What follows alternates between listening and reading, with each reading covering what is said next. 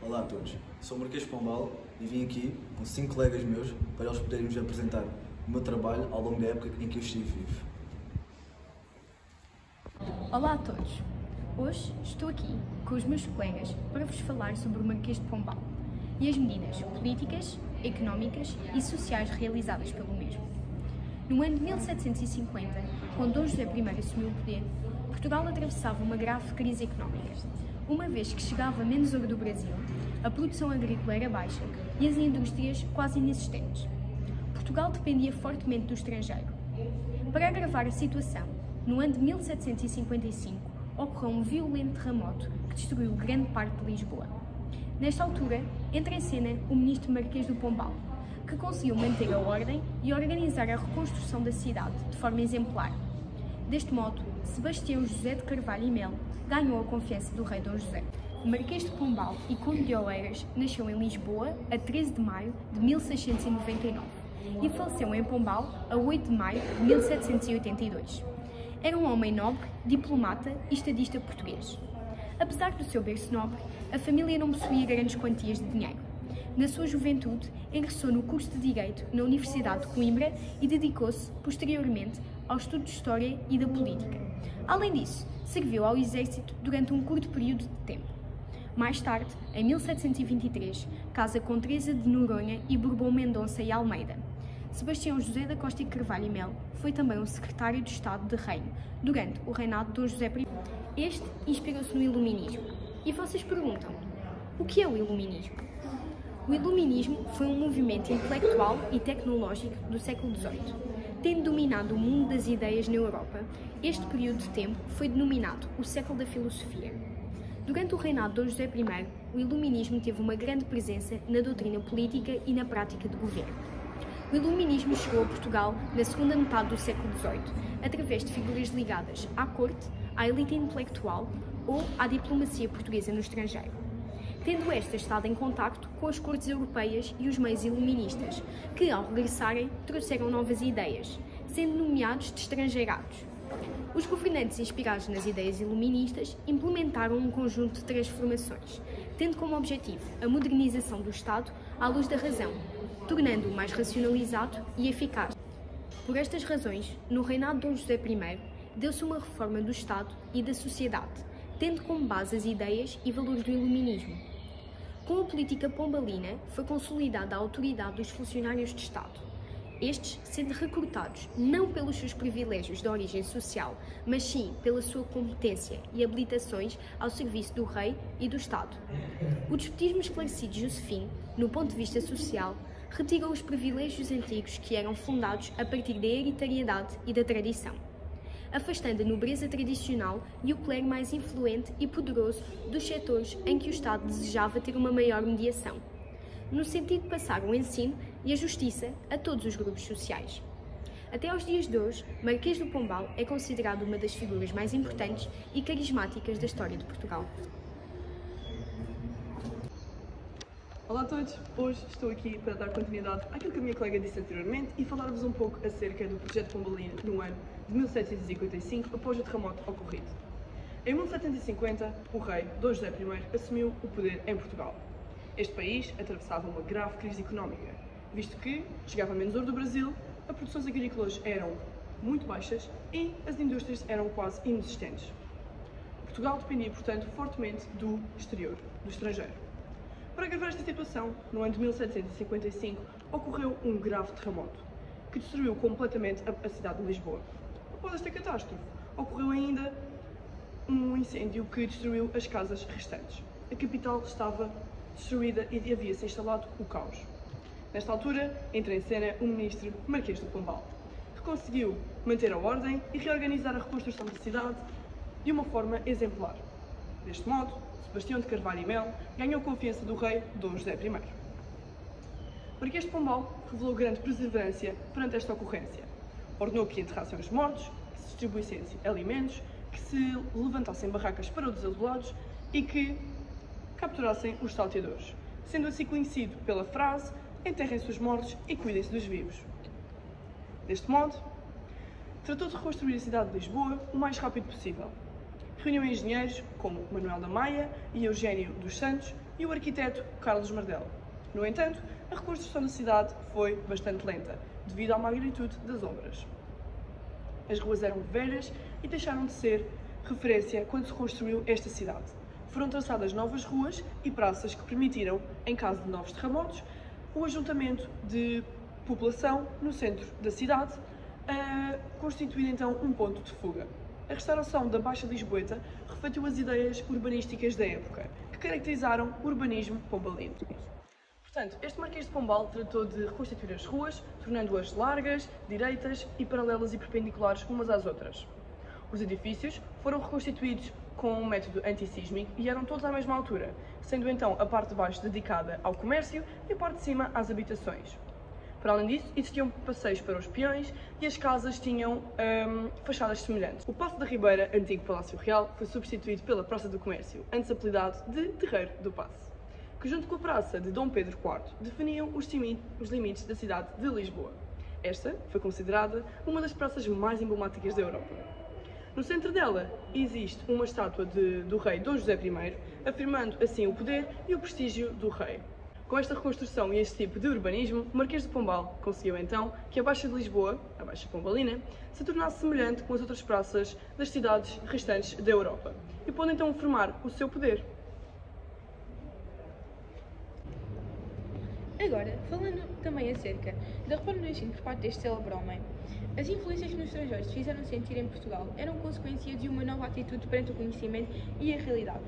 O ensino em Portugal era atrasado e retrógrado. Devido ao facto de Marquês de Pombal ser um homem viajado, este conseguiu conferir ao país um melhor ensino, baseante no que havia observado no estrangeiro, apresentando propostas de criação de novos métodos pedagógicos e de ensino. Deste modo, o espírito das luzes, o iluminismo, foi determinante para o fundamento destas novas propostas, não só através da valorização da educação como elemento de progresso, mas também mediante a aplicação de novos métodos de ensino que deveriam fazer uso tanto da razão como da experiência. Passava assim a ser necessário romper com a tradição de cariz religioso e realizar-se a secularização através de novos métodos e novas disciplinas. O Estado assumiu-se como responsável pelo desenvolvimento de ensino, tarefa que tradicionalmente da competência da Igreja e particularmente dos jesuítas. Neste sentido, o Conde Euler decidiu expulsar os jesuítas que controlavam o ensino em Portugal, levando a um ensino centralizado numa sociedade hierarquizada. Este acreditava que, ao esmagar o poder dos jesuítas, estaria a acabar com o principal entrave político interno. Foi fechada a Universidade de Évora, que era controlada por esta ordem religiosa. Para além disto, verificou-se uma tentativa por parte destes de civilizar os índios presentes no Brasil. Tendo em conta esta situação, Pombal revelou-se insatisfeito, visto que pretendia utilizá-los como força de trabalho na colonização de outras terras do território. Foi reformada a Universidade de Coimbra, elaborando novos estatutos e criando faculdades de Matemática e Filosofia Natural. Foi ainda adotada a Universidade de Laboratórios de Física e Química, onde se começou a fazer a dissecação de corpos. Para justificar o seu ato, o ministro acusou a ordem de participar numa tentativa de regicídio contra o rei Dom José I e tentar fundar um império teocrático. Em 1768, para garantir a volta dos capitais da burguesia de origem judaica, ordenou a destruição da lista de réus feita pelos padres inquisidores. Com a proibição dos autos de fé, a morte nas fogueiras em praça pública, a Inquisição era praticamente desmantelada em Portugal. Prosseguindo com a explicação anterior da minha colega, vou abordar o assunto a política económica pombalina. Face à nova crise de meados do século XVIII, o rei Dom José I tentou uma estratégia de mudança em relação à política do seu pai, Dom João V. O ministro Sebastião José de Carvalho e Melo, Marquês de Pombal, delineou a recuperação económica com base nos pressupostos mercantilistas. Nesta época, começa a notar-se uma importante diminuição nos rendimentos económicos do país. A primeira, a produção industrial e agrícola nacional, tinha sido sacrificada aos interesses do vinho. As vinhas, já muito que vinham dando sinais de esgotamento, e a Inglaterra começava a explorar outros mercados. A terceira, o açúcar e o tabaco do Brasil, que outrora tinham garantido o nosso poder de compra no estrangeiro, tinham sido abandonados pela corrida ao ouro. E por fim, verificou-se a diminuição do fluxo do ouro brasileiro. Na falta dos tradicionais meios de pagamento, Portugal vê-se envolvido em mais uma grave crise económica e financeira e que urge dar solução. E mais uma vez, esta vai ser tentada com a adoção de políticas de fomento da produção nacional, com o objetivo de libertar o país.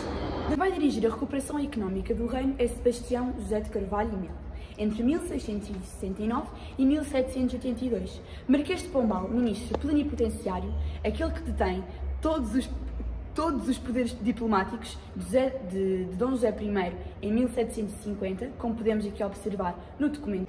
O fomento das atividades comerciais, numa primeira fase influenciada pelo mercantilismo inglês, que conhecia bem, pois tinha sido embaixador de Portugal em Londres, o Marquês de Pombal procurou criar condições para que o comércio e o transporte das mercadorias fossem detidos por mercadores portugueses. Para esse efeito, apoiou os mercadores e indústrias mais empreendedoras, permitindo-lhes o acesso a títulos de nobreza para introduzir nesta ordem tradicional, conservadora e parasita uma nova mentalidade. Para além disso, combateu o contrabando e proibiu a presença de mercadores estrangeiros em áreas comerciais portuguesas. Todavia, a política pombalina de defesa dos interesses comerciais portugueses obteve um considerável êxito da redução substancial do volume de importações, conseguindo assim diminuir o déficit comercial e, consequentemente, a saída de ouro. Desenvolveu o volume da exportação para as colónias e, por fim, conseguiu acabar com o setor industrial, a organização que poucas alterações sofreu até aos primeiros anos do século XX. A seguir, temos a política social pombalina. Esta política social pombalina teve como objetivo o nivelamento das camadas sociais superiores e a sua subordinação ao poder absoluto do rei. É neste quadro de preocupação que assistimos à promoção da burguesia mercantil e à renovação do velho estatuto da nobreza enquanto ordem social privilegiada. Desenvolvendo sobre o que a minha colega acabou de falar, no que concerne à burguesia, acabamos de ver que mereceu o incondicional apoio do Marquês de Pombal na dinamização das atividades comerciais. Com efeito, em 1770, o comércio foi considerado uma profissão nobre necessária, com privilégios de várias ordens, monopólios comerciais e títulos habilitados. Esta nova nobreza de raiz burguesa juntou o Marquês à burguesia de letrados, que foi ganhando importância no desempenho de altos cargos, para pôr fim à perseguição movida pela Inquisição contra esta alta burguesia de origem judaica. Este órgão foi inspirado no Tribunal Régio em 1773. Para uma melhor preparação da burguesia para os negócios, criou a primeira escola de comércio da Europa, designada por Aula de Comércio. Por consequência, a aristocracia titular sofreu uma profunda renovação. Deste modo, transformou a velha nobreza, vivida de tensas e de outros subsídios, bem como de cargos políticos, militares, ultramarinos, numa nobreza mais ativa e mais empilhada nas atividades produtivas, sendo este um dos objetivos do Marquês de Pombal. Outro era extinguir as desigualdades e privilegiados mais gritantes, sobretudo os que implicavam uma maior autonomia face aos poderes do rei. Outro era extinguir as desigualdades e privilégios mais gritantes, sobretudo os que implicavam uma maior autonomia face ao poder do rei. Não se tratava de destruir a nobreza como ordem social dominante, mas sim adaptá-los aos novos tempos económicos e os exercícios de despotismo esclarecido. Todavia, a resistência de algumas famílias fez-se sentir, porém, não impediu que fossem perseguidas, como aconteceu com a família Tavora. Muito obrigado aos meus 5 colegas por terem sido inalcançáveis ao descrever o meu trabalho. Muito obrigado e até uma próxima. Se pensava que isto tinha acabado, ainda vai haver mais. Teste som, 1, 2, 1, 2, teste. Teste. Teste.